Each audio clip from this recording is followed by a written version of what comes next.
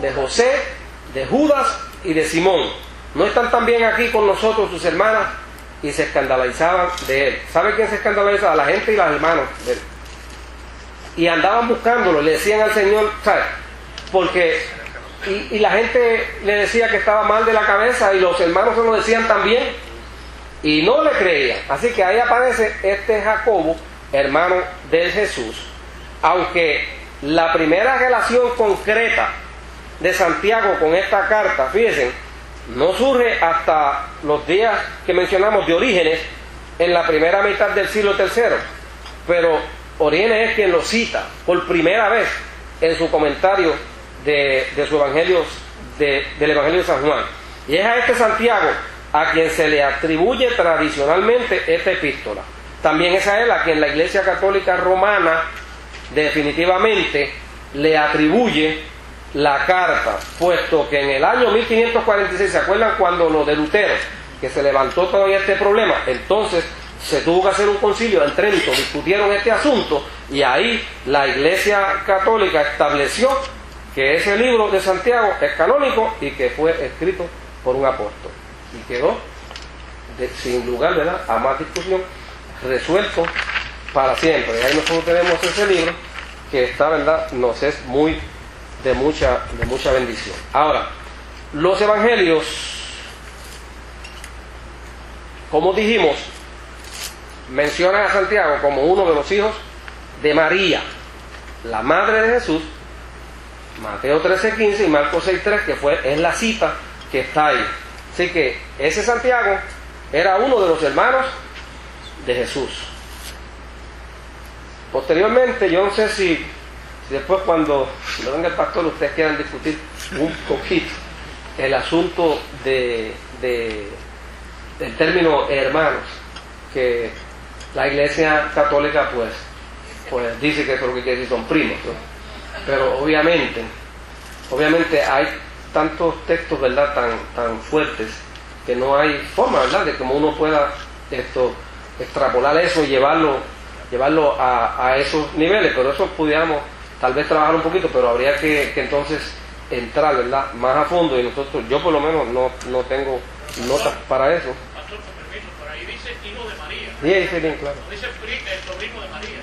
Sí, por eso, pero la Iglesia Católica, ¿qué quiere decir? Que no dice ahí, eso no significa que eso que dice ahí de hermano, quería decir en lugar de hermano, primo. ¿Cómo ellos llegan a eso? Lo que pasa es que también en esos tiempos las familias adoptaban familiares y exacto, pero tomaban como hermanos. Pero bueno, verdaderamente la Iglesia siempre lo ha identificado como el hermano de Jesús, como uno de sus hermanos. Y es que mire, le digo, yo comentaba esto con el pastor antes de salir, porque estuvimos hablando un poquito sobre esto, y me dijo, fíjate a donde llega la gente.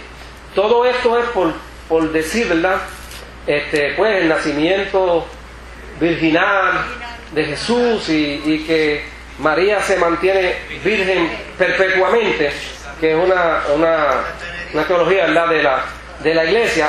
Y Moisés me dijo que una vez estaba discutiendo este asunto con una persona, y él le hizo la pregunta, vamos a suponer que en efecto, ¿verdad?, pues ya sabemos que Jesús pues fue obra del Espíritu Santo, o sea que ahí no hubo ninguna relación entre José y María, eso está bien, pero la otra pregunta era, pero ¿cómo lo parió? Por cesárea. Pues esta persona le dijo que había salido de una costilla. Se la habían sacado por una costilla, y dije, ¡guau! Por cesárea. O sea, no hay, o sea, ya eso es como llevar esto a los extremos, realmente. Pues es todo para poder entonces uno pararse, ¿verdad?, en una posición que no hace mucho sentido. Así que Santiago llegó a ser un creyente cuando Jesús, fíjate, él no creía porque lo mismo que sus hermanos ridiculizaban a Jesús, se le apareció. La cita está en 1 Corintios 15 y verso 7. Se busca 1 Corintios 15, 7, cuando el apóstol Pablo está hablando sobre la resurrección, que está mencionando las personas, ¿verdad?, que son testigos, y ahí dice bien claramente, después apareció a Jacobo y después a todos los apóstoles. Hubo un detalle específico del Señor. ¿Por qué? Porque Dios tenía un plan grande con este hombre, por lo menos con este su hermano. Tenía un extraordinario plan y se le presentó. Ahí se acabó el problema, porque después de la ascensión de Jesús aparece entonces presente con sus hermanos y los apóstoles en el aposento alto. En Hechos 1:14 se menciona específicamente las personas que estaban allí, y se dice que ahí estaban también los hermanos, ya no solamente Santiago, sino nosotros también, esperando, ¿verdad?, a la instrucción que había dado el Señor luego de la ascensión, a que se quedaran en aquel lugar, porque iban a recibir, ¿verdad?, la bendición del descenso de forma literal, ¿verdad?, a la tierra, a nuestro querido planeta, al plan de Dios, la visitación del Espíritu Santo. Un día que es algo bien importante en la vida de cada creyente, porque era algo tan esperado, ¿no? De ahí cambió todo. Ahí vino un poder que le ha sido dado a todos los cristianos. Ese poder le ha sido dado a usted también. Por eso es que usted se para, y cuando usted ve a una persona que puede ser un buen candidato, usted no lo piensa dos veces, y de alguna manera usted va a buscar la manera de poderle presentar el plan de salvación, porque a usted eso le ha dado paz, y usted le ha dado bendición, le ha traído felicidad a su hogar, a su vida, y es algo que usted quiere comunicarle a otro, y eso es por el poder del Espíritu Santo que pone eso en usted. Le va a poner palabras también. Si usted se fija, de momento tú dices, wow, ¿qué le digo a estas personas?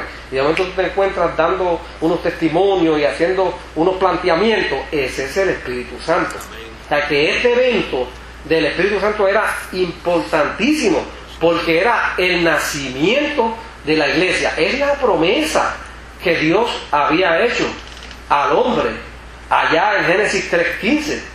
Es el hijo de la mujer que había aplastado la cabeza al adversario, quien era Satanás, que había echado al suelo, ¿verdad?, toda esa creación hermosa de Dios al principio.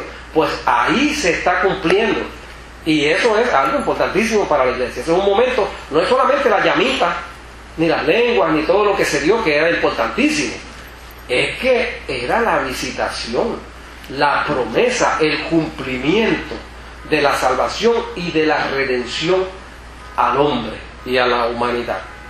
Así que Santiago aparece luego, usted lo va a encontrar en Hechos 12:17.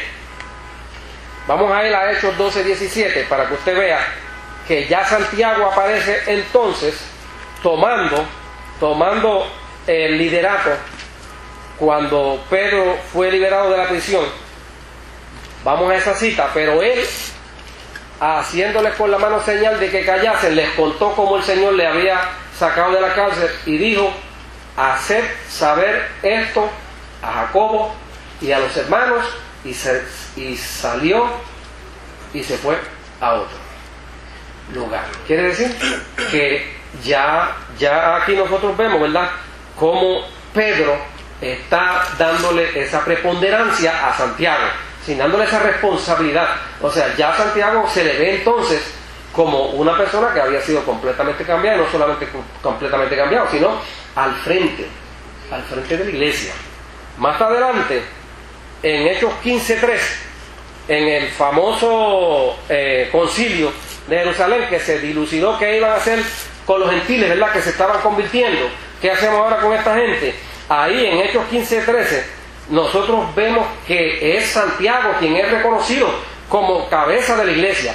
Y cuando ellos callaron, después de todos los planteamientos que hicieron, Jacobo respondió diciendo: varones, hermanos, oídme. Y si uno coge el pasaje completo, pues ahí van a venir unas palabras, ¿verdad?, de este apóstol con muchísima autoridad. Quiere decir que Santiago, que había recibido esa visitación y había visto a Jesucristo resucitado, ya se le ve entonces ahora como el líder de la iglesia de Jerusalén.